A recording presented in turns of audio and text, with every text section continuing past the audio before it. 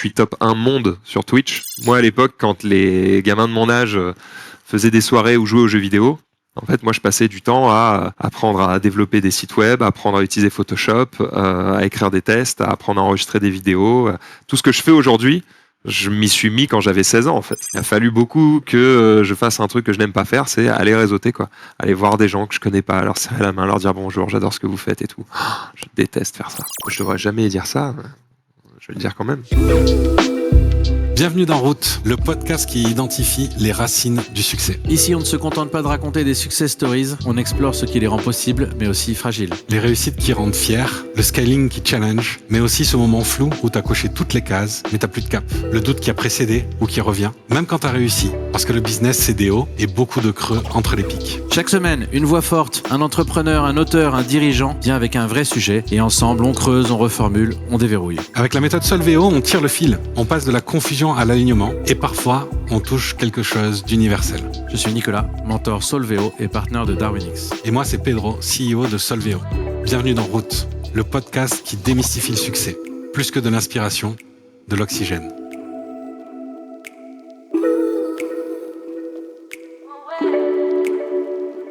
Maxildan, tu as la vingtaine quand tu commences ta carrière en commentant des parties du jeu vidéo Dota. Tu te fais remarquer par Eclipsia en 2012 et très vite, tu deviens l'animateur phare de la chaîne.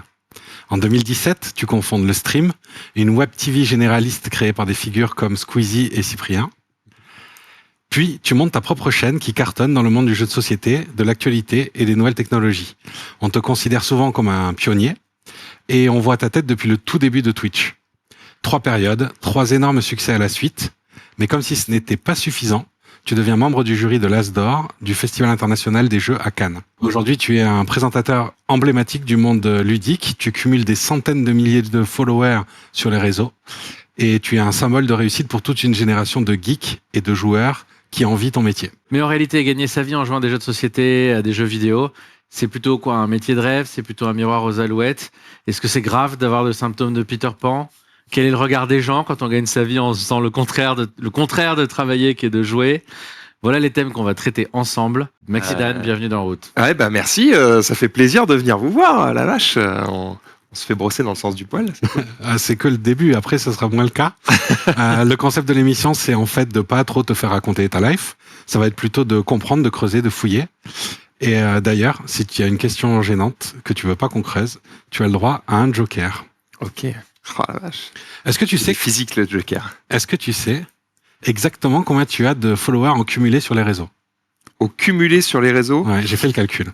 Alors, je pense que j'ai 18K sur Insta, 120K sur Twitter, donc ça va être 140, plus 91 sur YouTube sur les joueurs du dimanche, donc on est à 230, et une vingtaine sur ma chaîne principale, donc on doit être à peu près à 250. Le reste, c'est insignifiant.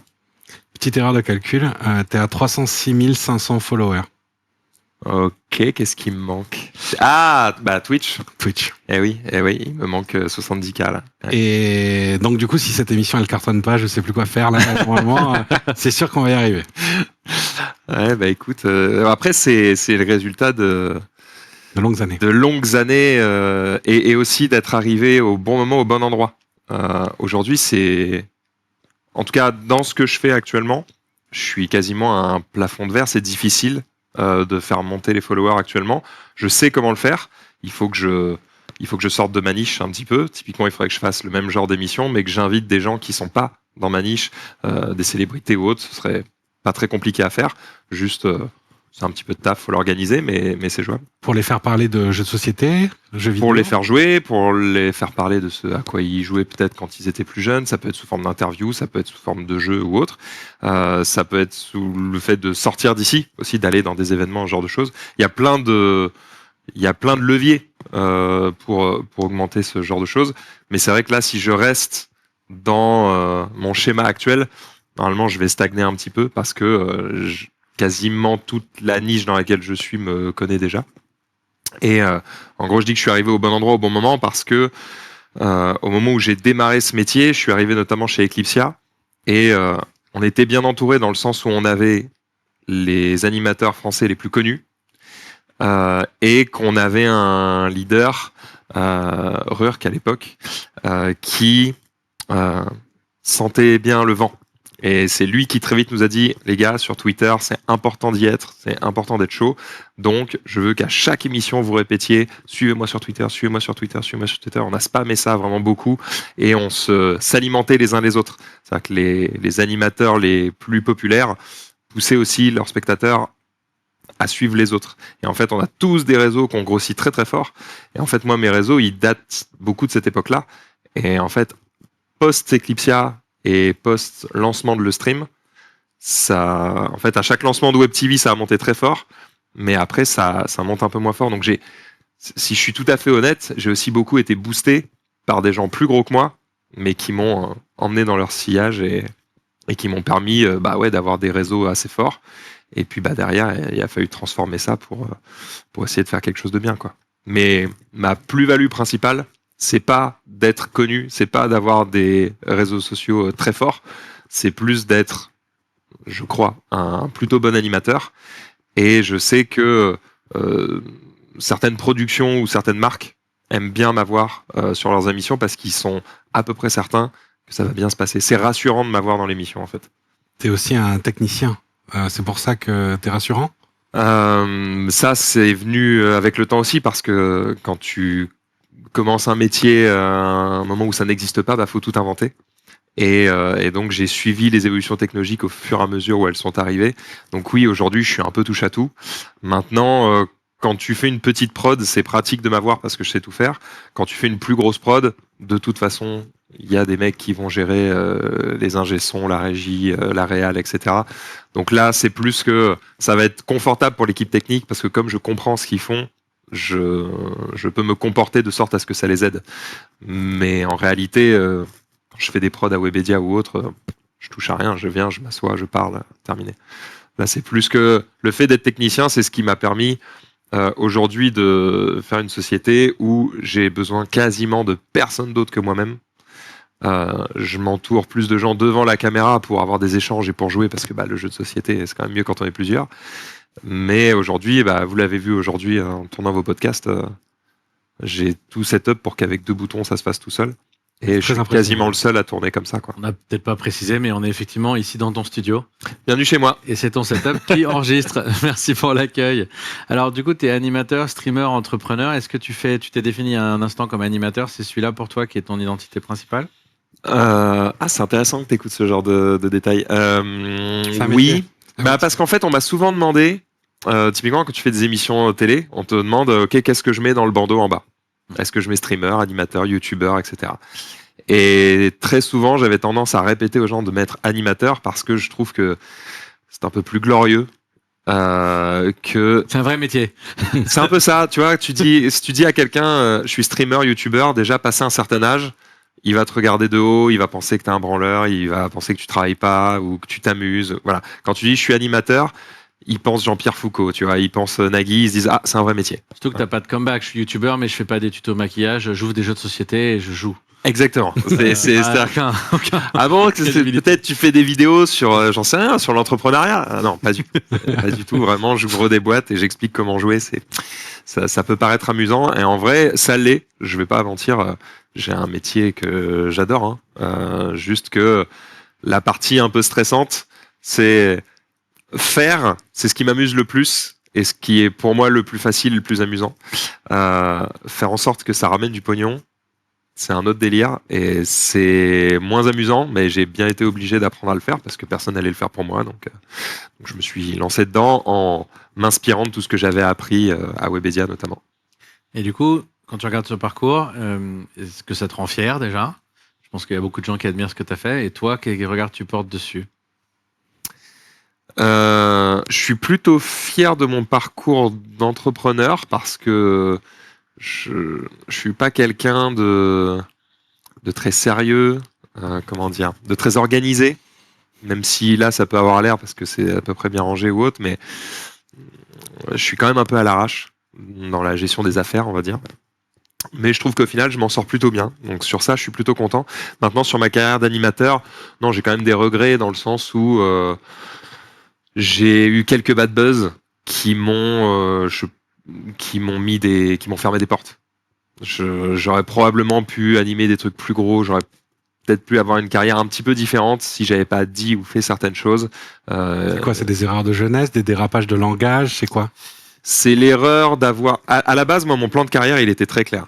C'est, je suis un des meilleurs animateurs de Twitch, en tout cas reconnu comme tel. C'est pas moi qui le dis, tu vois, mais bon, j'aime quand même à dire que je suis pas trop mauvais dans l'exercice. Et mon plan de carrière, c'était, peu importe qui sont les stars du moment, moi, mon but, c'est d'être le Jean-Pierre Foucault, quoi. C'est-à-dire que les stars, elles changent, mais l'animateur qui les présente, c'est le même pendant 80 ans, quoi. Et donc, mon plan, c'était de faire ça, et ça m'allait très, très bien. Le Foucault ou le Drucker, appelle ça comme tu veux. Et en fait, j'ai fait quelque chose qu'eux n'ont jamais fait dans leur carrière, ou très, très peu. J'ai animé une émission où tous les jours, on commentait l'actualité. Et je suis parfois sorti de mon rôle d'animateur en donnant mon avis sur de l'actualité, sur des faits un peu chauds des fois, politiques, sexuels, religieux. Tu vois, vraiment, tu vas sur des sujets glissants. Et quand tu dis un truc qui va pas du tout dans le sens commun, et que t'es pas écouté par 200 personnes, t'es écouté par 20 000 tous les jours, et la caisse de résonance, elle est énorme. Et des fois, c'est repris sur les réseaux sociaux, reposté sur un tout petit extrait qui est repartagé. Et là, derrière, encore aujourd'hui, tu vois, en ce moment, je suis célibataire. Je vais sur des applis de rencontres. Et ça m'est arrivé 3 fois d'aborder une fille et qu'elle dise « Ah ouais, je te connais, t'es le mec qui a dit ça sur TikTok et tout ». C'est-à-dire qu'en fait, elle me connaît via TikTok, elle sait pas du tout ce que j'ai fait dans ma carrière. Ouais. Elle sait pas du tout que j'ai 15 ans d'animation, d'émission, où moi je suis fier de ce que j'ai fait. Elle connaît les 20 secondes où j'ai dit une énorme connerie, et c'est que ça qu'elle connaît de moi, tu vois. Et je me dis, ouais, c'est chaud parce qu'effectivement, je suis connu dans mon milieu, parmi les geeks, quoi. Dès que tu sors de ce milieu, je suis aussi connu, mais pas pour les bonnes choses. Et ça, c'est un peu plus embêtant, quoi. Il y a des entrepreneurs qui surfent exactement ce que tu viens de dire, qui sont hyper clivants. On en connaît plein, même des grands entrepreneurs qui en jouent volontairement et qui l'assument à mort. Et ça leur fait une sorte de bad buzz ou de buzz tout court. Et ils l'assument entièrement. Est-ce que toi, tu penses que tu pourrais réagir différemment à ce bad buzz ou à ces remarques et en être au contraire fier et t'en servir comme une force? À l'époque, c'est ce que je faisais. Quand j'avais un bad buzz, j'en riais, je relançais le truc, je m'excusais pas, j'étais en mode c'est quoi, c'est comme ça ou pense pas pareil, tant pis quoi. C'est un peu aussi ce qui faisait ma force, parce que je sais qu'il y avait beaucoup de gens qui me disaient on aime bien tes émissions parce que quand il y a un débat, si tu te rends compte que tout le monde est d'accord autour de la table, tu vas faire exprès d'aller à contre-courant pour créer un débat. Et c'est vrai que j'aime bien ça. Me mettre à la place de l'inexcusable. Pour essayer de le comprendre, pour essayer pas forcément de l'excuser, mais de l'expliquer. Et j'aime bien faire ça. Le problème, c'est que quand tu commences à être écouté par vraiment beaucoup de gens, il y en a qui peuvent ne pas comprendre ça et qui peuvent t'imaginer comme un monstre, quoi. Et donc pendant longtemps, je l'ai assumé parce que c'est aussi ce qui faisait que pas mal de gens m'aimaient bien. Je pense qu'avec le temps, je me rends compte aussi que peut-être en étant un poil moins clivant, j'aurais pu quand même me fermer moins de portes tout en maintenant un ton intéressant dans l'émission. Je pense que j'ai peut-être poussé le potard trop loin à l'époque. Aujourd'hui, j'essaie de faire un peu plus attention à ça quand même. Je trouve que ça te ferme quand même plus de portes que ça t'en ouvre. C'est bien d'aller titiller les extrêmes pour faire parler de toi, ou en tout cas pour sortir de la masse, quoi. Mais il y a quand même des limites à pas franchir. Ok. Est-ce qu'il y a un moment dans ton parcours, dans ta progression, où tu as senti une accélération, un tournant? Quel est le moment déclencheur pour toi de ton succès? Il y en a eu plusieurs, mais en général, c'est à chaque fois que tu changes de boîte. À la base, moi j'étais étudiant, j'ai rencontré mes collègues en étant étudiant. On a lancé une chaîne YouTube. Au moment où je la lance, déjà je sens qu'il se passe quelque chose, puisque on fait un truc que personne d'autre ne fait, on le fait mieux que les autres, et ça se voit dans les commentaires et on est remarqué. Et ça, je le sens, mais c'est plus sur la qualité du travail. Après, on arrive avec Lipsia et on a ce côté où, comme on sait un peu tout faire, notre patron à l'époque avait l'habitude de dire que c'était pas important ce qu'on faisait. Ce qui était important, c'est qu'il avait repéré qu'on était des gens capables, et c'était son boulot à lui de trouver quoi nous faire faire. Lui, il s'assurait juste de trouver des gens qui avaient un cerveau, quoi, et après, il te fait faire des trucs qui lui rapportent des sous. En gros, c'était un peu ça le truc, et j'aime bien cette manière de voir les choses, de dire ce qui est important, c'est pas forcément de trouver la bonne personne au bon poste, plutôt de dire, je vais juste trouver la bonne personne, et elle me servira forcément, parce que c'est, mine de rien, assez dur de trouver des gens qui sont polyvalents, compétents dans plein de domaines. Donc j'aimais bien cette manière de voir les choses. Et donc ouais, quand je suis arrivé chez Eclipsia, en fait, ce qui a changé les choses, c'est se rendre compte que ce que tu fais, tu le fais bien, se rendre compte que tu as des gens qui te reconnaissent pour ça. C'est plaisant, c'est un ego boost qui est assez cool. Et en même temps, tu es entouré d'autres gens qui sont hyper talentueux. Et du coup, tu t'en sers de tremplin parce que tu apprends d'eux et tu t'améliores encore. Et en fait, c'est à chaque fois la raison qui m'a fait changer, c'est de dire, ok, je vais apprendre de nouvelles choses et du coup, je vais pouvoir m'améliorer. Et donc, au moment où on est à Eclipsia, là, je suis à Bordeaux et j'apprends de plein de mecs qui sont très talentueux. Après, on va en Angleterre. J'accepte d'arrêter mes études et d'aller en Angleterre parce que je me dis que je vais apprendre beaucoup plus en faisant ça qu'en continuant mes études. Donc là, je prends un risque, mais pour moi, il était mesuré, quoi. Et ensuite, Eclipsia a une période extrêmement faste où vraiment on n'a aucune concurrence, on est les boss du game. Et Twitch se lance. Certains streamers de la plateforme, nous à l'époque on était sur Dailymotion, finissent par partir pour aller se mettre en indépendant chez Twitch. Et à ce moment-là, moi je peux difficilement partir parce que j'ai des prêts étudiants remboursés, etc. C'est pas évident. C'est un risque qui pour le coup là est trop gros pour moi, donc je le prends pas. Eclipsia commence à se casser la gueule parce que t'as moins d'animateurs, ceux qui sont partis te font concurrence désormais, donc ça devient très compliqué. On arrive finalement à quand même remonter la chaîne. On déménage à Paris. La chaîne continue de monter, continue à monter des émissions qui marchent bien. On se sert de notre force qui est de dire nous on n'est pas seul en slip dans notre chambre, on est un groupe dans des studios et on peut profiter de cette émulsion de groupe pour faire des émissions qui sont différentes. Donc on profite de ça. Et après, Webedia me propose de rejoindre le stream. Enfin, Squeezie et Cyprien me proposent de rejoindre le stream pour lancer une chaîne qui devait être lancée depuis 2 ans. Sauf qu'en fait, ils avaient pris que des numéros 10 dans l'équipe. Et en fait, c'est que des mecs qui ont autre chose à foutre que de s'occuper de l'opérationnel tous les jours. Et donc à ce moment-là, ils nous appellent. Et donc on accepte parce que là, la promesse, c'est non seulement je vais être mieux payé, mais en plus, je vais travailler dans une énorme boîte qui a elle-même racheté plein d'autres boîtes récemment. Donc, je me dis que je vais pouvoir vraiment m'abreuver d'1 milliard de connaissances, quoi, et de réseaux. Et qu'on me promet à ce moment-là que je vais pouvoir animer des vraies scènes devant du public, chose que j'avais quasiment jamais fait à cette époque-là. Et je me dis, ça c'est cool, c'est une nouvelle corde à mon arc. Je vais vraiment pouvoir m'améliorer, apprendre des choses que je savais pas encore faire d'ici là. Et effectivement, j'ai rejoint Webedia à ce moment-là. Et franchement, ils ont tenu parole. J'ai animé des super émissions, des trucs que j'aurais jamais rêvé pouvoir faire. J'ai eu des invités fous. J'ai animé des scènes devant des milliers de personnes. On a fait des émissions qu'on fait plus de 150 000 viewers simultanés. Enfin, c'est des scores de petites chaînes télé. Hein. Donc c'est assez fou. Donc non, je regrette aucun de mes choix. Et puis après, en gros, le stream s'est fermé, mais c'est pareil, c'est pas un choix que je regrette, c'est la conjoncture, quoi. Il s'est passé des choses qui ont fait qu'avec le Covid, il y a eu plus de streamers, et puis les gens ont choisi un petit peu d'avoir plein de petites niches plutôt que d'avoir quelques chaînes qui trustent toute l'audience. Et le marché a évolué, on va dire. Le marché a évolué, c'était plus difficile de financer une chaîne qui coûtait cher. Et donc, elle a naturellement dû s'éteindre. Je pense qu'à ce moment-là, on pouvait éventuellement changer de business model en essayant de faire rétrécir la chaîne. Donc, vraiment de virer tout ce qui était absolument pas nécessaire et de garder vraiment les gens sans qui l'émission ne tourne pas. Je pense en faisant ça, on pouvait virer 2/3 des équipes, quoi. Et là, peut-être, on serait arrivé dans une économie où on pouvait tourner avec les audiences qu'on faisait et avec les sponsors qu'on avait.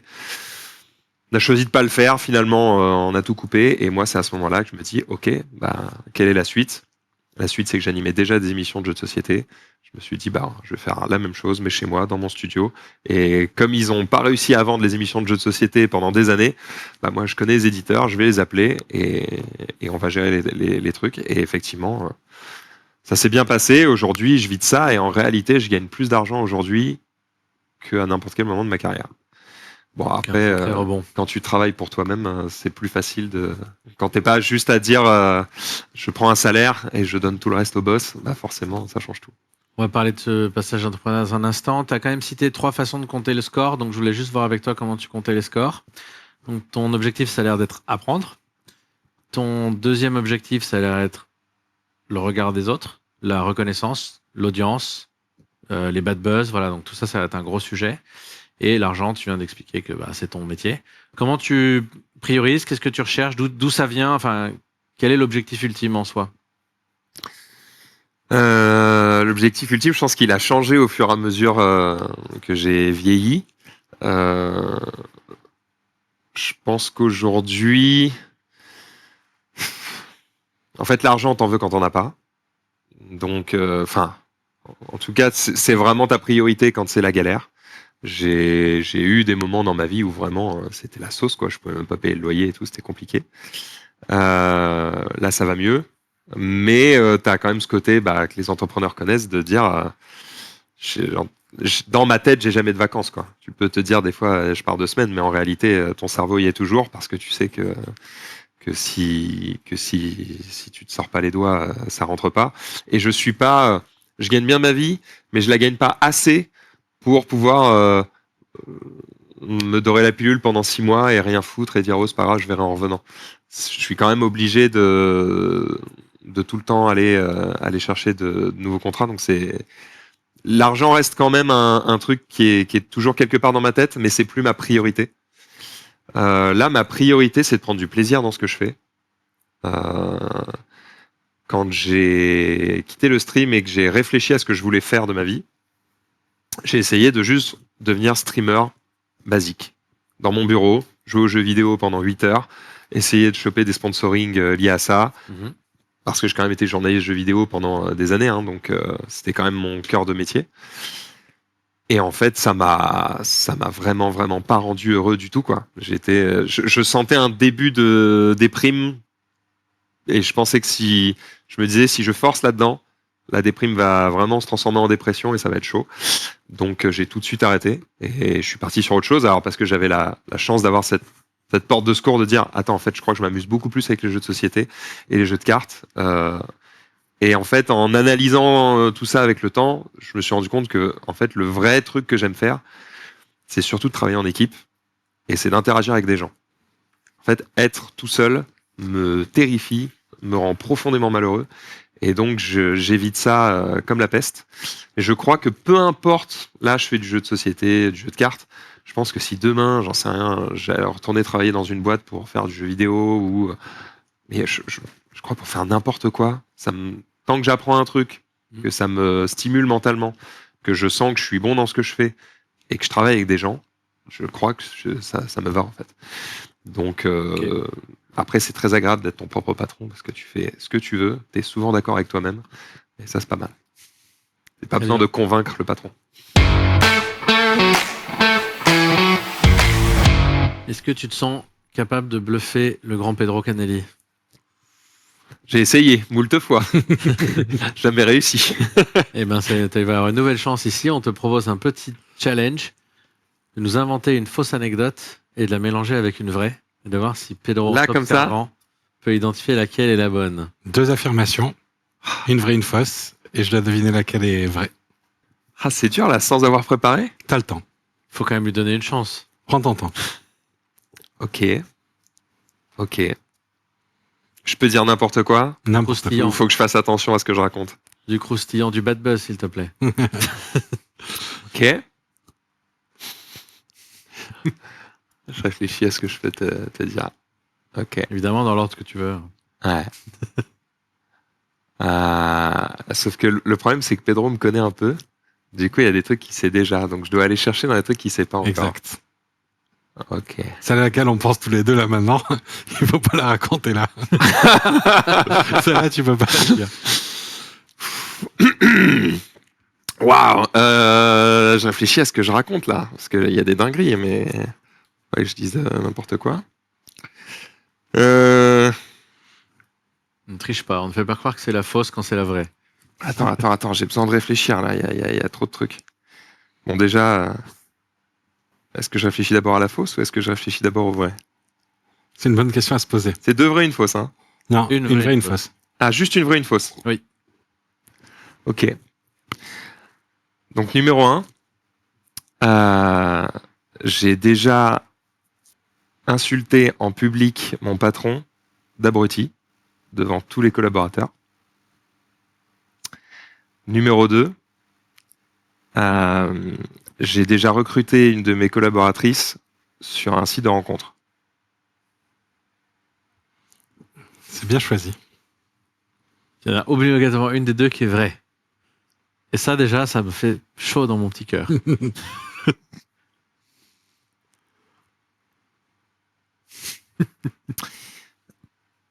J'ai perdasse. Est-ce que t'as mieux? Comment a réagi ton patron? Sur le coup, il est particulièrement énervé. Il demande à tout le monde de sortir. Et il me passe le savon de ma vie dans le bureau. Et moi, je finis en larmes parce qu'à ce moment-là, je suis assez jeune et que il menace de me virer. C'est bon, tu peux arrêter. C'est la fausse. La vraie, c'est la collaboratrice que tu as recrutée. Sur les sites de rencontres. Alors, c'est vrai. Tu as raison. Ce qui est fou, c'est comment tu trouves. Ah ouais, je peux Parce pas que, révéler. En fait, ce que j'ai fait pour essayer de t'avoir, c'est qu'elle est quasiment vraie. vrai, bien sûr. Bien sûr. Donc, j'ai pris un truc très proche et je me suis dit, je vais le modifier un petit peu Ça s'est vu, le nez au milieu de la figure. Le nez au milieu de la parce figure. que je regardais Des quelque deux part. côtés. Ouais. Moi, c'est pas le regard que j'ai utilisé. C'est autre chose. Mais voilà, c'est un métier. Allez, Pedro, 75%. 75%, c'est pas mal. Ah, t'es chaud, hein. Ouais, J'aurais dû te regarder droit dans les yeux. Il y en a un qui a Peut-être j'ai essayé réfléchi ça, un mais- petit peu aussi, mais bon. Il y a deux écoles. Il y a celle où tu ne lâches rien et tu es un robot dans les deux cas. Mm. Du coup, très dur à lire. Et il y a l'école où tu envoies les signes, mais à l'envers ou dans le sens que tu veux. Quoi. Le problème, c'est qu'il faut connaître. Il y a, Je me suis pas trop renseigné sur cette. Voilà, le faux contre un joueur de poker, si t'as jamais testé, c'est dur. tu peux pas, ouais. Mais là, bon, il se trouve que là, t'as aussi beaucoup donné de détails. Et la façon dont tu donnais les détails, c'était assez révélateur. Ah, j'aurais dû donner moins de détails. Et oui, évidemment. Oh, tu m'aurais demandé dans l'autre cas, j'aurais donné plein de détails aussi. Et la façon de les donner aussi, l'assurance, plein de choses qui vont jouer, le regard fuyant. Ok. C'est un tas d'indices, quoi. Très bien. Pour ceux qui s'intéressent, on fera peut-être, mettez-nous dans les commentaires si vous voulez les secrets de Pedro pour détecter les mensonges. J'avoue, j'ai hâte de faire un poker un jour avec vous. Me faire plumer. Eh bien, félicitations pour ce passage.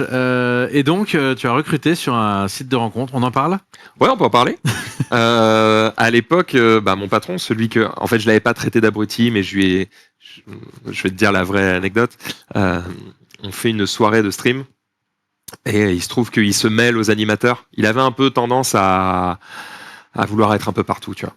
Et même quand c'était pas forcément son métier, et à prendre le pas. Le problème, c'est quand ton patron te dit en plein milieu d'une émission devant tout le monde, hey, j'ai envie qu'on fasse ça. Tu peux pas trop lui dire, non, c'est vraiment la pire idée, faut pas faire ça. Donc en gros, tu dis rien, tu fais, la soirée devient pas ouf, elle se finit mal, on cut le live, et le lendemain matin, il y a un débrief de ça, et je lui dis, ouais, mais en même temps, tu nous as fait un caprice de gamin, quoi. C'est ça que j'ai dit. J'ai pas dit que c'était un abruti, j'ai dit que c'était un caprice de gamin, d'enfant gâté. Et il y avait tous les animateurs de la chaîne, quoi. Il m'a défoncé de fou et a raison. C'est là où j'ai appris que quand tu veux défoncer quelqu'un, c'est bien de le faire en privé, c'est mieux. Mais j'avais 20 ans. Ouais. Voilà, on fait des bêtises. Et pour la collaboratrice, en l'occurrence, c'est ce même patron qui me dit faut absolument qu'on ait des nanas, quoi. Alors c'était pas le même discours qu'aujourd'hui. Hein. Aujourd'hui, on va essayer de mettre des femmes à l'écran parce qu'il n'y en a pas assez, parce qu'on va vouloir la parité, parce qu'on sait que ça va servir de modèle aux jeunes filles d'aujourd'hui pour l'avenir, etc. Il y a un truc un peu vertueux dans ce qu'on essaye de faire aujourd'hui. À l'époque, c'est juste faut de la gonzesse parce qu'il y a 95% d'hommes qui nous regardent et qui préfèrent voir des meufs bonnes que de voir des mecs barbus. C'est ça le bail. Ce qui n'est pas totalement faux non plus. Hein. C'est Hooters. Hooters. C'est le principe d'Hooters. Feu le casino Hooters. Alors, j'ai pas le casino, j'ai la chaîne de restaurants américaine, et où effectivement, bizarrement, tu as envie de commander plusieurs fois. Et donc, je réfléchis à, ok, comment tu fais pour trouver des nanas qui aiment les jeux vidéo, qui auraient potentiellement envie de travailler avec nous, où tu vas, quoi qu'on en dise, sélectionner aussi un peu sur le physique. Chose que tu peux pas dire, mais dans les faits, tout le monde le sait. Enfin bref, voilà. Et en fait, je vais sur un site de rencontre qui s'appelle Adopte un mec. Non, pas Adopte un mec. Je vais sur Geek Me More, qui est un site de rencontre pour geeks. Je me dis c'est parfait. En fait, et là, en fait, je vais sur le listing et j'ai la liste de toutes les meufs de France qui ont dans leur particularité, j'aime les jeux vidéo, quoi. Et là, j'ai fait tous les profils. Et donc, j'ai scrollé. J'ai scrollé pendant des heures et des heures et des heures. Je mettais de côté des pages et tout. Et après, j'ai contacté plein de meufs que je trouvais pas mal, qui avaient des profils intéressants. Mais il fallait pas non plus... fallait que je sente qu'il y avait moyen, quoi. Et au final, je crois que j'en ai ramené 3. Il y en a 3 qui ont accepté de venir en Angleterre quand même, hein, pour tenter la vie de streameuse, quoi. Sachant que dans l'eau, il y en a, elles sont jamais sorties de leur village, quoi. Et donc je ramène les 3. Les 3 ont fini avec des streamers. Hein, y a pas de secret. T'es enfermé sur une île. T'es dans un bâtiment. On fait que streamer 7 jours sur 7, 24 heures sur 24. Bon, évidemment, il y a un moment où ça finit par glisser. Et il se trouve que il y en a une qui a fini avec le patron et bon, elle, on en a plus entendu parler et ça c'est pas très bien fini. Toutes les autres sont devenues des streameuses à succès. Tu disais quoi? La famille a des nouvelles, ça va? Elle est encore. Ouais, ça va. J'ai entendu parler, elle est partie avec le patron, ça fait un peu. On en a plus entendu parler, mais en tout cas médiatiquement, mais je crois qu'elle va bien, j'espère pour elle. Et donc les autres sont devenus des streamers à succès, tu disais? Il y en a une, c'était Shakesy, et elle est sortie avec Skyheart, qui du coup fait pas mal de vidéos sur le poker maintenant. Alors, c'était vraiment tout début de sa carrière. On espère le recevoir bientôt. Oh, ça doit être assez facile, je pense. Et en fait, ils ont fait un bout de leur carrière ensemble parce qu'ils avaient une chaîne commune. Ils ont fini par se séparer, mais elle a maintenant une vie un peu différente. Elle profite du fait d'être une très jolie fille et de la misère sexuelle des hommes pour récupérer pas mal de thunes. Ça a l'air de bien marcher pour elle. Tant mieux pour elle, quoi. Et l'autre, c'est Jill, qui pareil est sortie avec un des streamers, qui a été streameuse pendant longtemps, qui a beaucoup travaillé avec moi. On s'est quitté plutôt en froid, même si maintenant, on va dire, c'est une entente assez cordiale, neutre. Parce qu'on a travaillé pendant longtemps ensemble et qu'à un moment donné, c'est devenu compliqué de travailler ensemble et que mes patrons ont eu la bonne idée d'attendre que je sois en vacances pour la virer en lui disant que c'est moi qui avait demandé à ce qu'elle soit éjectée. C'est courageux, ça. Ce qui était pas tout à fait la vérité. C'était pas tout à fait faux, mais c'était pas exactement ça. Et donc ils m'ont tout mis sur les épaules. Donc évidemment, légitimement, elle m'a bien détesté et quoi que je lui explique, elle voulait pas entendre ce que je racontais, quoi. Donc j'ai un peu laissé tomber. Je fais, tu sais quoi, déteste-moi dans ton coin. Tu recommandes pas, en tout cas, même si finalement il y a eu des succès qui en sont sortis, l'idée d'aller recruter des collaboratrices sur des sites de rencontres. Au final, ça a marché. Double effet, quoi. Ça a marché pour la chaîne, ça a marché pour elle. Parce que du coup, j'ai quand même eu du nez. Au final, quand même pas pris des filles trop nulles. Et ouais, à partir du moment où ça fonctionne, peu importe d'où vient le vivier, tant que tu trouves les bonnes personnes dedans, c'est bon, quoi. Vous auriez fait quoi à ma place? Oula. Si je vous dis, vous devez trouver des meufs qui aiment bien les jeux vidéo et qui passent bien à l'écran. Tu vas chercher où? Moi, je trouve ton idée très bonne. Hein. C'est vraiment en dehors de la boîte. C'est une façon de penser différente. Je trouve ça malin. Bon, en tout cas, à l'époque, ça a fonctionné. Le patron était content. Je reviens sur ce que tu as dit tout à l'heure. Tu disais que tu regrettais pas et que tu avais eu des invités de fous, que c'était une bonne période pour toi. Mm-hmm. Est-ce que tu peux nous raconter des anecdotes et des invités de fous que tu as reçus? Des invités de fous, par exemple, on a fait une émission musicale où régulièrement on essayait d'avoir tout un tas d'invités, soit streamers, soit youtubeurs. Donc on a eu vraiment pas mal de gens relativement connus, hein, que ce soit, je sais pas, Natou, Petit Quick à l'époque quand même, qui avait pas mal d'abonnés. On a eu des musiciens, on a eu le chanteur de Mozart l'Opéra Rock, Michelangelo Loconte, on a eu Kyo, on a eu, je me demande si on n'a pas eu Louis Bertignac. Tu vois, je m'en souviens même plus, donc j'ai un doute de est-ce que je l'ai vu là ou ailleurs. Bref. Donc ouais, on a eu Chaka Ponk en interview. Enfin, voilà, c'est pas des stars internationales. J'ai pas eu Tom Cruise, Mais c'est quand même des gens que moi j'admirais, que j'étais content ou que j'ai connu dans mes jeunes années et que j'étais heureux de recevoir. On avait un journal du jeu vidéo et on avait reçu Lindsay Stirling, qui est une youtubeuse qui fait de la danse et du violon en même temps, qui a beaucoup de succès sur YouTube, qui maintenant fait des shows partout dans le monde. Pareil, ça fait partie des gens qu'on a reçus. On a eu Denis Brognard en émission. Voilà, plein de gens comme ça qui ont traversé pour X ou Y raison les studios, des Miss France, ce genre de choses. Aujourd'hui, tu as donc fait pas mal de chemin de la montée Naudimat à être ta propre chaîne et ton propre développeur de contenu indépendant. Qu'est-ce qui te manque? Quelle est la prochaine étape? Est-ce que ça, c'est la liberté et c'est bon? Ou est-ce que tu veux aller autre part plus tard? Qu'est-ce qui me manque? Bah là, je devrais jamais dire ça. Je vais le dire quand même. Parfait, Je suis comme ça.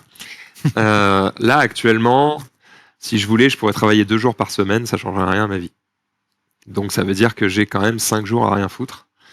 Alors c'est pas exactement comme ça que ça se passe, parce qu'en réalité, j'ai toujours un coin de mon cerveau qui réfléchit à ce que je vais faire. J'ai toujours des conversations WhatsApp qui sont ouvertes pour interagir avec X ou Y personnes. Donc en vrai, je suis toujours un petit peu au four au moulin. Mais si j'optimisais mon temps, je pourrais concentrer tout mon boulot sur 2 jours et le reste du temps ne rien faire. Au final, j'étale et je travaille un peu tous les jours. Voilà. Et donc là, actuellement, ce que je me dis, c'est est-ce qu'il n'y a pas un monde où je fais ça, où vraiment je me concentre à bloc pendant 2 jours et que du coup, j'utilise les 5 jours restants pour faire d'autres choses, lancer d'autres projets. Je me dis que j'ai quand même actuellement pas mal de temps libre et je l'utilise mal. En ce moment, je me fais pas mal piéger par les réseaux sociaux, par le fait de scroller sur Insta. Je perds du temps de cerveau, je déteste ça. Mais tu sais, j'ai cette espèce de drogue que j'ai un peu du mal à enlever. Et en plus, c'est compliqué pour moi de l'enlever parce que j'ai besoin des réseaux sociaux. Ça fait partie de mon taf. Donc je peux pas.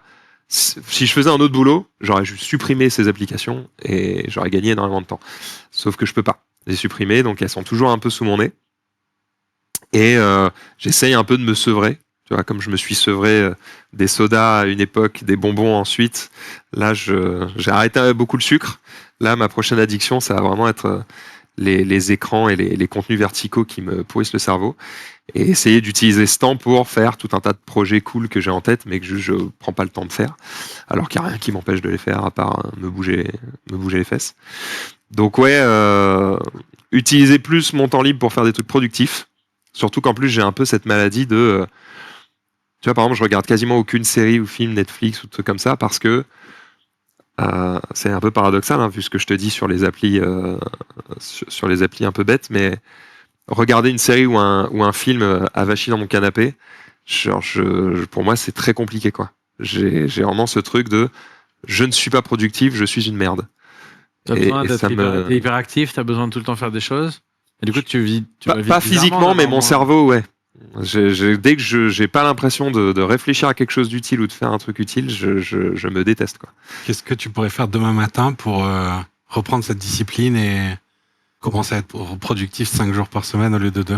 C'est reprendre un peu ce que je faisais au début quand j'ai lancé cette chaîne, quoi. C'est me remettre dans un mood de faire des to-do list tout le temps et me dire ok, je dois absolument avoir fait ça aujourd'hui, je mets une barre en dessous et tant que j'ai pas fait ce que je dois faire, je ne fais pas ce que je veux faire.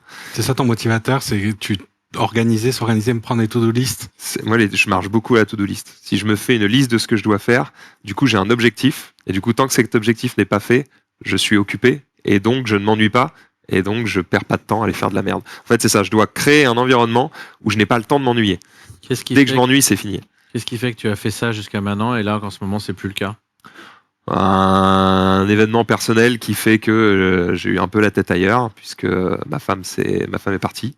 Et donc, ça m'aidait beaucoup à être productif, puisque elle gérait tous les trucs qui ne servent pas à être productif dans la maison. Tu vois.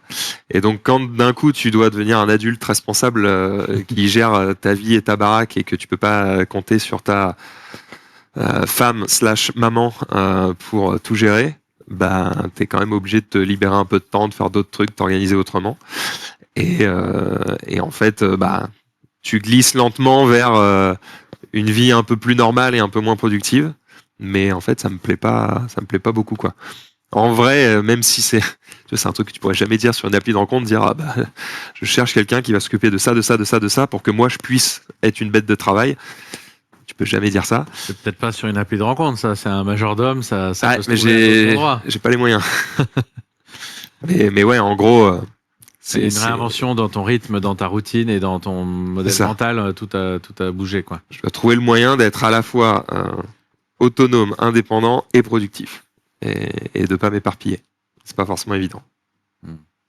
Nous, ce qu'on voyait beaucoup au poker, comment fonctionne le mental et la progression et l'apprentissage, c'est que c'est des dents de scie. Donc là, tu as eu un choc de mode de vie et donc tu es sur un plateau qui va bien.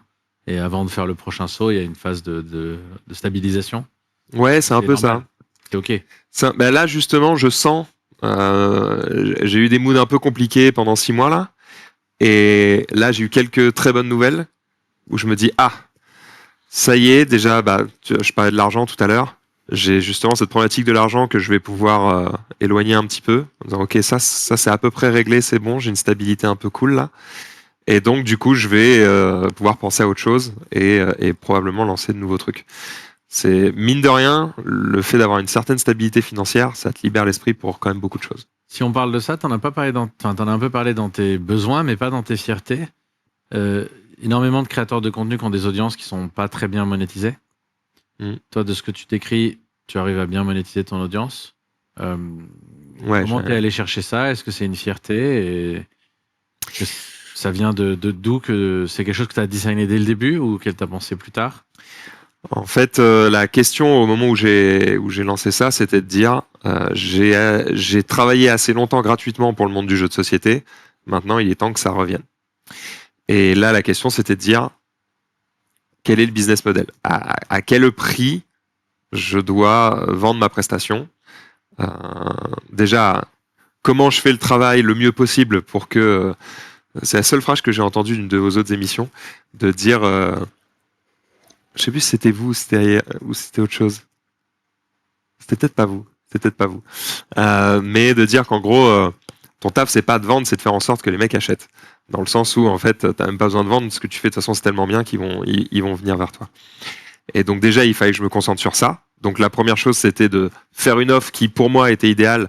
Donc, j'ai vraiment essayé de créer le truc que moi, j'aurais envie de regarder et qui n'existait pas, avec la qualité de production qui n'était pas disponible non plus à cette époque-là.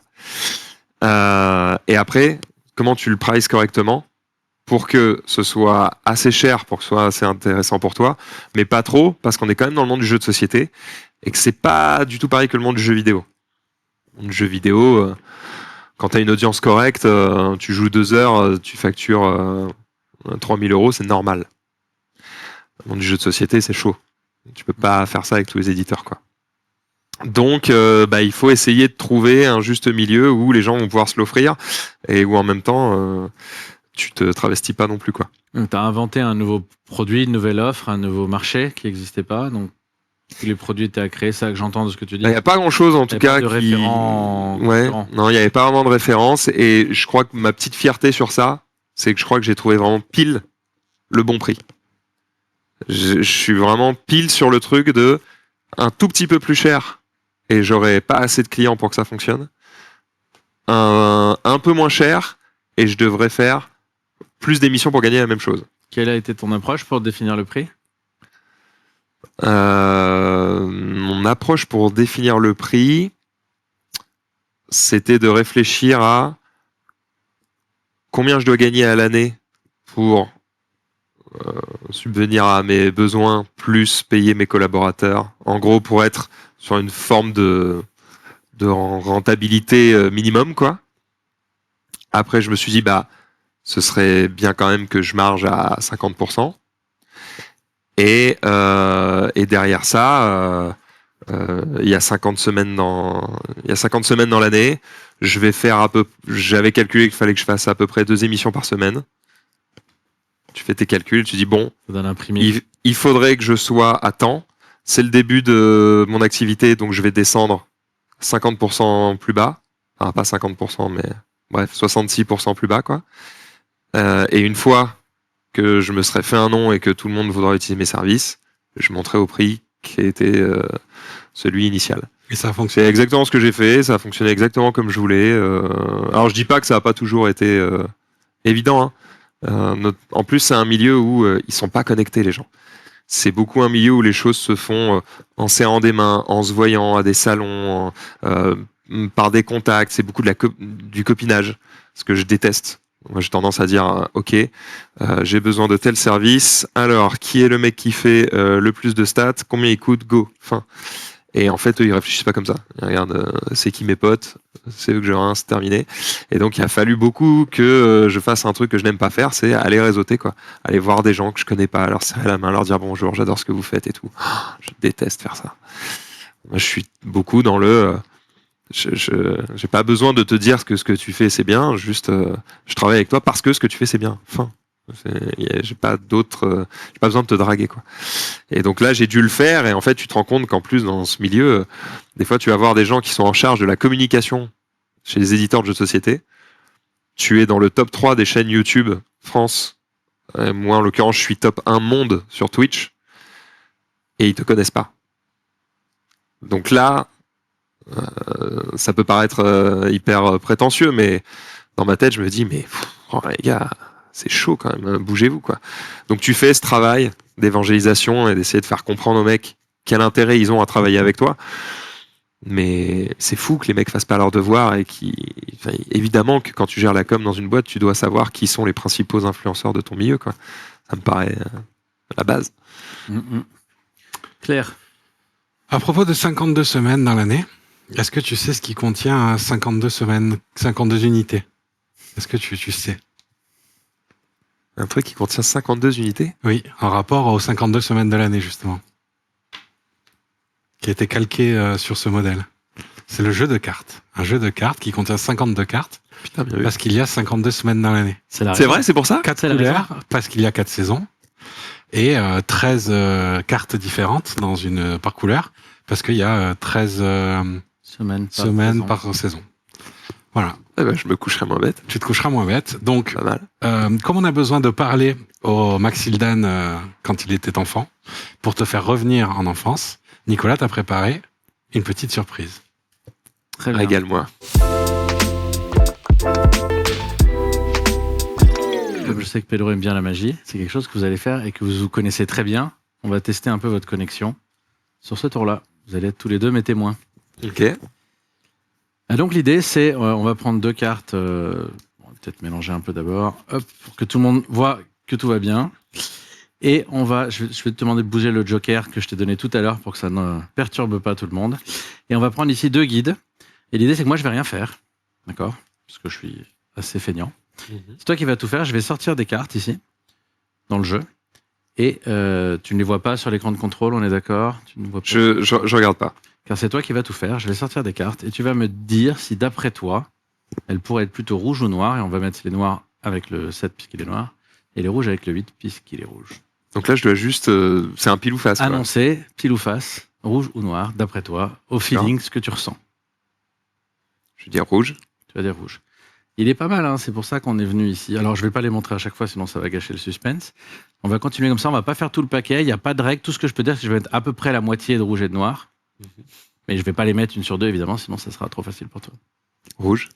Rouge encore. Noir.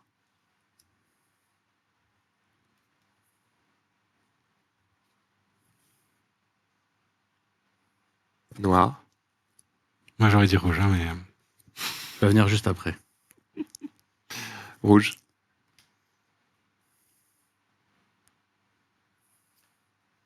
Rouge. Est-ce que tu te sens influencé d'une manière ou d'une autre? Je suis influencé sur le fait que tu vas pas faire rouge, noir, rouge, noir, rouge, noir, rouge, noir. Donc forcément, j'essaie de faire un schéma un peu aléatoire. Ok. Après, je fais un peu au feeling, quoi. Noir. Mais là, tu vois, forcément, comme j'ai moins de noir que de rouge et que tu as dit que tu allais mettre la moitié de chaque côté, forcément, il y a un moment où j'équilibre. Alors, si tu veux, pour t'éviter l'équilibrage, j'en sors deux d'un coup et tu me dis laquelle tu veux mettre où, si c'est les deux du même côté. Ok. C'est plus dur parce qu'il y a 2 images en même temps. Ok. Ce qui me brain aussi, c'est que le dos des cartes est rouge. Donc ça me pousse plutôt à toutes les mettre en rouge. Et donc là, je vais dire celle-ci en noir, celle-ci en rouge. Ok. Ce que je propose, c'est qu'on inverse un petit peu et qu'on fasse avec Pedro. Vas-y. Alors pour suivre, on va faire l'inverse. D'accord. Donc ça, c'est les choix de Max. Ok. Et maintenant, les choix de Pedro. Attends, je vais enlever le joker parce que celui-là, il va t'embrouiller. Voilà. Et Pedro, ce que je te propose, toi, tu vas carrément prendre le jeu et tu vas les déposer, tu les prends dans ta main et tu les déposes tout doucement, Face qu'on down voit que tu triches pas. Face down, ici et là. N'importe La laquelle. première, ouais, tu dirais qu'elle va où? Donc ça, c'est le nouveau noir. Hein. Ici, tu veux regarder quand même la première pour voir si t'es chaud ou pas? Ouais. Vas-y. Je l'ouvre. Chaud, ok. Voilà. Mais regarde pas, ça va gâcher la surprise quand même. Ok. Ouais.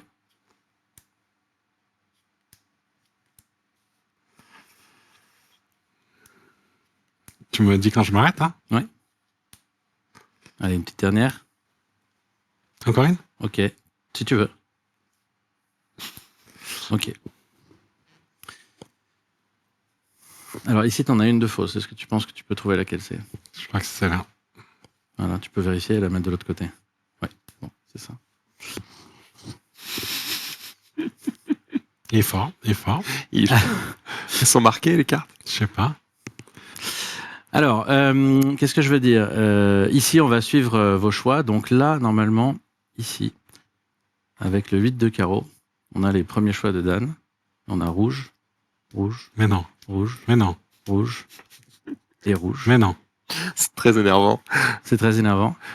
Ici, avec le 6 de trèfle, les choix de Pedro, on a bien noir, noir, Mais non. noir, noir, noir et noir. Et donc, fatalement, si on a tout bon de ce côté-là, c'est qu'on a aussi tout bon de ce côté-là. Ici, tu as mis que des noirs et ici, que des rouges. Félicitations, non. vous pouvez vous applaudir. Vous avez un bon lien entre vous.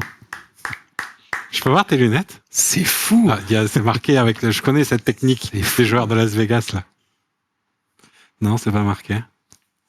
Non. Il y en a qui ont fait ça pour de C'est vrai? Ouais. Oui, À des cartes Monaco. Vous avez des cartes marquées qui se voyaient qu'avec Avec les lunettes. certaines lunettes. Ouais. Ceci dit, le problème n'est pas que moi je sache quelles soient les cartes. Le problème C'est que c'est nous, que vous sachiez quelles sont. Ouais, c'est ça, c'est nous qui avons choisi, c'est chaud. Ah ouais, alors là, je suis vénère. Est-ce qu'on Waouh, a réussi à te remettre en enfance? Ouais, c'est terrible. Alors à la fois, pareil, c'est un truc que j'ai appris parce qu'on a fait quelques émissions avec des magiciens aussi. Ah, J'ai appris à arrêter d'essayer de comprendre Bah ouais. parce que ça te gâche le truc. En fait, 98% du temps, quand tu découvres le tricks derrière un tour de magie, c'est hyper décevant parce que c'est soit un simple truc mathématique, soit parce que c'est un objet truqué, et très souvent c'est décevant et ça te casse la magie complètement. Donc juste si tu veux continuer à garder le sourire et à être impressionné, à avoir envie de le raconter, bah juste reste dans ton ignorance, c'est très bien. Prends la pilule bleue. c'est un des rares cas où la pilule bleue a meilleur goût que la pilule rouge, je pense, enfin, ou un meilleur C'est sens. ça. Et moi, je sais que j'aime bien enseigner aux gens quand l'idée c'est de reproduire, derrière c'est de retransmettre. C'est ça. Sinon, ça n'a pas de sens. Ceci étant, maintenant, il y a, à l'époque où j'ai commencé, il y avait très peu de secrets disponibles parce que ça s'apprenait d'un livre, d'un maître, d'un VHS, moi, quand j'ai commencé. Maintenant, tout est quasiment directement disponible sur YouTube. Et en vrai, ça crée une cohorte de gens qui connaissent un peu la magie, mais qui continuent d'apprécier. Mais ils apprécient comme tu regarderais un solo de guitare et que toi, tu fais de la guitare aussi. En mode, C'est moins c'est lâcher pas mal prise. ce qu'il a fait. Je vois comment il a fait, mais c'est pas mal. Voilà, c'est moins lâcher prise et plus une admiration pour des compétences quand c'est vraiment très bien fait. Ouais. Eh bien, l'idée, donc, c'était de te remettre un peu dans cet état d'émerveillement et de te parler un peu, justement, de d'où est venue cette passion. À ton avis, et dans le jeu, je pense qu'il y a des idées qui peuvent être évidentes, pourquoi tu as décidé de faire de toute ta vie, un jeu? Ça vient d'où? C'est ce que, enfant, tu aurais pu le deviner quand la maîtresse au CP a dit qu'est-ce que vous voulez faire plus tard? T'écrivais joueur? Ce que je voulais faire quand j'étais gosse, c'était être testeur de jeux vidéo ou créer des jeux vidéo. Donc déjà, c'était assez clair dans ma tête. J'ai eu la chance de très vite savoir ce que je voulais faire, ce qui a l'air d'être compliqué pour la majorité des gens, parce que moi, je m'explique pas parce que je me suis très vite posé la question de qu'est-ce que je vais faire de ma vie. Donc, et ça me paraît évident que quand tu réfléchis à ce que tu veux faire de ta vie, tu réfléchis à je dois faire quelque chose qui va me rendre heureux tous les jours. Il n'y a rien de plus important que ça. Tu peux gagner, bon, je vais exagérer un peu, mais C'est-à-dire, tu peux gagner 1 million par jour, en fait, si tu pleures en te levant le matin, ça ne sert à rien. Donc ouais, le principal objectif, c'est de faire un truc que j'ai envie de faire. Et il se trouve que je me suis un peu éloigné de la création de jeux, et je suis plus parti du côté journaliste et du fait de parler de jeux. Et en fait, ça me va très bien. Tous les jours, tu traites des sujets différents. Je suis d'une nature plutôt curieuse. Je pense que j'aurais pu être journaliste, mais le parcours que j'ai eu me convient bien parce que je pense que devenir un vrai journaliste, c'est aussi beaucoup de travail et que je suis un peu feignant quand même. Et j'ai une prof en CM2, je crois que c'est en CM2, qui m'avait dit un truc qui m'a marqué parce que j'avais des facilités à l'école et que très souvent, quand elle proposait des exercices, j'essayais de trouver des moyens, soit des moyens mnémotechniques, soit des moyens détournés de résoudre le problème, mais sans, entre guillemets, comprendre comment j'avais fait. C'est-à-dire, je prenais pas juste sa leçon pour faire le truc. C'est je disais, bah là, il y a un truc un peu logique qui fait que c'est toujours ça, donc j'ai forcément raison. Et du coup, je mettais moins de temps que les autres à résoudre le problème. Et sur ça, en gros, elle était partagée à chaque fois sur le fait de m'engueuler parce que je faisais pas ce qu'elle demandait, ou de me féliciter parce que je faisais quelque chose qu'elle trouvait bien, c'est que j'étais feignant mais intelligent, c'est-à-dire trouve le moyen de travailler le moins possible. Et en fait, le meilleur moyen de travailler le moins possible, c'est de pas avoir l'impression de travailler. Et quand je fais une émission de jeux de société, de jeux de cartes ou autre, j'ai dans un petit coin de ma tête quelque chose qui me dit attends, faut quand même que tu sois professionnel, que tu fasses ça correctement. Mais en fait, c'est tellement devenu un automatisme que maintenant, j'y réfléchis plus trop et je prends juste du plaisir. Quand je fais une émission sur Flesh and Blood avec Pedro, je m'amuse juste avec mes potes. J'ai pas l'impression de bosser pour un éditeur ou autre, quoi.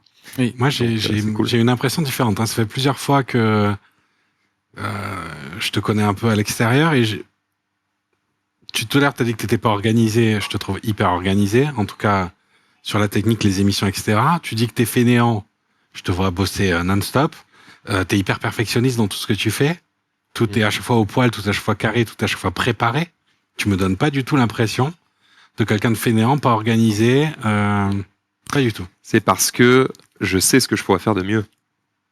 Alors que toi, peut-être comme t'es peut-être déjà impressionné par ce que je fais, tu te dis ok, bah c'est déjà très cool. Moi, je sais que j'ai un gap et que je pourrais travailler encore plus, être encore plus pro, faire encore mieux. Et donc, quand tu connais le gap, c'est comme un cuistot. Il sait qu'il a un peu raté sa recette, il est dégoûté, et en fait, il sert l'assiette, tout le monde se régale, tout le monde trouve ça génial.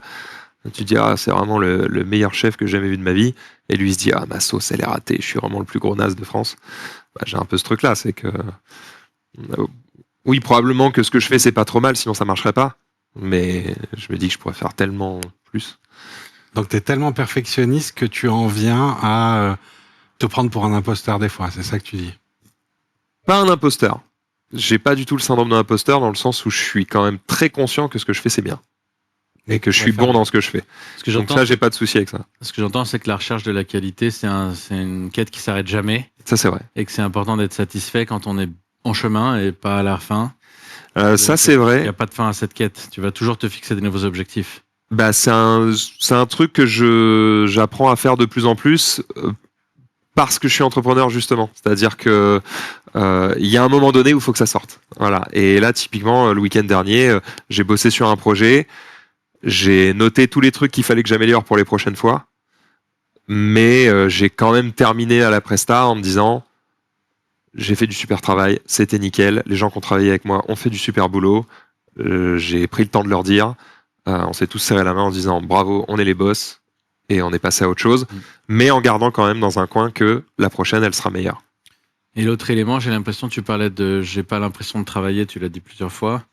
Et c'est qu'en fait, il n'y a rien qui est subi quoi, dans tes choix. Tu décides des contraintes que tu t'imposes à toi-même, donc elles sont pas mal vécues. C'est je choisis de faire cette corvée. Il y a là, par exemple, fabriquer ton propre studio et l'automatiser ne semble pas être un travail fun comme pourrait être fun de faire une partie de Dune Imperium avec les amis. Bah en vrai, je prends énormément de plaisir dans le fait d'organiser des choses et de les préparer. Là, par exemple, on va préparer une partie de Twilight Imperium bientôt. C'est un énorme jeu qui dure 15 heures. Il faut être 6 autour de la table. Je sais qu'en termes d'organisation, de cadrage, de micro, etc. Je sais que ça va être un enfer.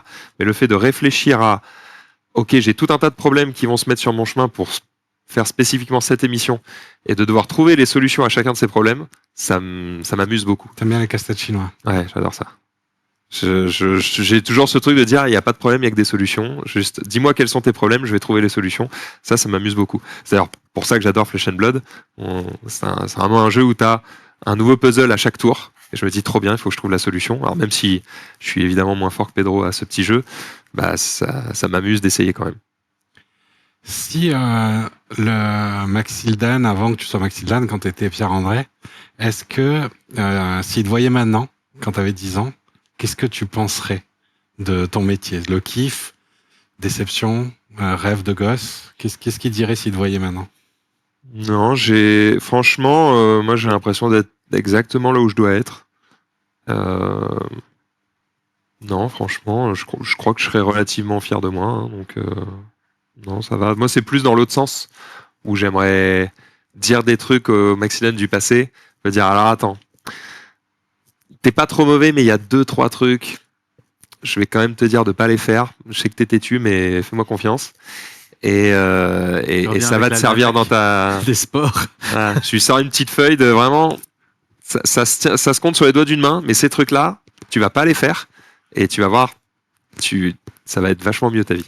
Et à l'inverse, comment tu envisages ton avenir par rapport au streaming, au podcast, et comment tu disais que ça t'a vu le truc évoluer?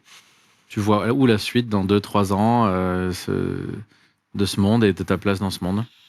Je suis un éternel insatisfait, même si j'essaye quand même de des fois faire une pause, comme tu le disais, et de regarder le travail accompli et dire ok, c'est quand même pas mal, c'est cool. J'ai toujours ce truc de dire... de mettre toujours des objectifs supérieurs. Et donc là, typiquement, ce que j'aimerais beaucoup, c'est transformer cette chaîne YouTube qui s'appelle donc Les Joueurs du Dimanche. Je l'ai pas appelée Les Joueurs du Dimanche pour rien. Elle pourrait s'appeler juste Maxildan et être centrée sur moi. Le truc, c'est que je l'ai faite en ayant dans l'idée que peut-être un jour, ça pourrait devenir un média. Et donc, l'étape d'après, bah, c'est potentiellement de faire grossir le truc, de créer des services, des applications, du merch, d'autres sites internet ou autres. Mais voilà, réfléchir à une espèce d'écosystème qui survit après moi, qui me permettra potentiellement un jour de vivre sans travailler et ouais, qui me survit surtout. Laisser quelque chose derrière moi, un truc cool, où les gens se disent, ah, c'est ce mec-là qui a créé ça, c'est cool. Donc ouais, là, dans les années à venir, c'est faire grossir le truc assez pour pouvoir m'entourer et pour pouvoir déléguer, chose que je sais très très mal faire. Je suis vraiment satisfait que par moi-même, c'est terrible. Je suis beaucoup... Je sais pas si je suis trop exigeant, mais en tout cas je suis très exigeant. Je le suis autant pour les autres que pour moi-même, mais c'est très rare de trouver des gens qui savent faire ce que je fais. Et donc bah forcément, c'est compliqué. Nous, c'est vrai qu'on travaille beaucoup à côté Solveo avec des entrepreneurs dont une fois que tu passes un certain niveau et que tu veux industrialiser ce que tu fais, comment tu gardes le même niveau de qualité, comment tu passes ton savoir-faire, comment tu lâches le contrôle progressivement, c'est des vrais sujets c'est vraiment tout ce que je sais pas faire. Et qui empêche d'avoir aussi de la liberté, puisque du coup, tu manages des gens ou des systèmes. C'est encore une autre aventure.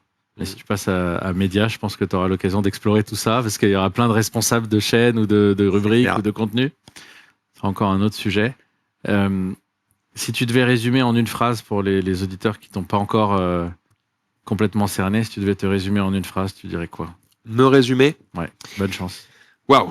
En une phrase? Ah, j'aurais plutôt choisi des mots, tu sais, un peu comme sur Tinder, tu vois. Un panache de mots, si tu veux.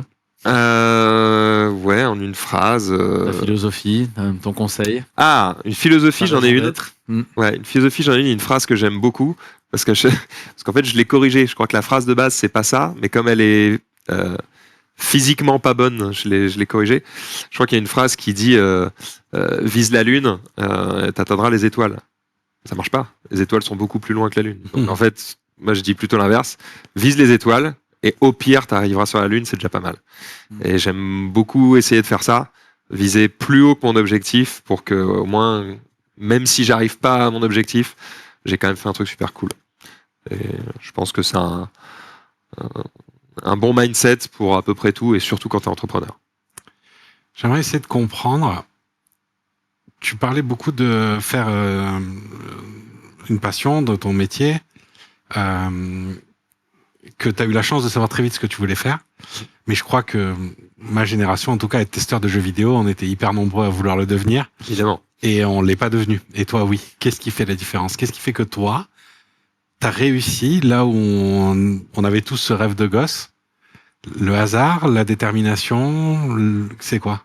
Je vais te dire un truc que tu m'as dit il y a pas longtemps. Et tu me disais que tu voyais en moi quelqu'un qui fait les choses. Et je te disais, ouais, pourtant pas trop, je suis plutôt feignant sur plein de points. Mais au final, la réponse à ta question, là, c'est juste que j'ai pas attendu qu'on me dise, ah, bonjour, est-ce que tu veux devenir testeur de jeux vidéo? C'est juste, je l'ai fait. Et j'ai enfoncé les portes, à une époque où c'était possible en tout cas. Juste que j'ai décidé de le faire et que je m'y suis mis et que j'ai enregistré des vidéos avec mon matériel, que j'ai écrit des articles, que je suis passé par des petites portes, des petits sites indépendants où j'ai écrit mes propres articles. Et puis après, tu vas sur un site plus gros et tu dis, regardez, ça fait 1 an que j'écris pour eux. Est-ce que vous voulez que j'écrive pour vous? Et puis après, tu vas sur un site plus gros et plus gros et plus gros. Et en fait, de fil en aiguille, je suis arrivé sur un site qui s'appelait Xbox Mag, où j'écrivais des tests, des actus, où je filmais des interviews, où on faisait des émissions. Ça m'a amené à aller à Los Angeles, à aller à la Gamescom, à faire tout un tas de trucs.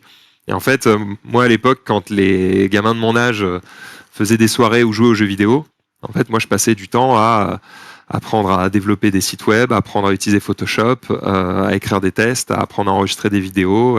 Tout ce que je fais aujourd'hui, je m'y suis mis quand j'avais 16 ans, en fait. Oui. Qu'est-ce qu'on te souhaite pour la suite?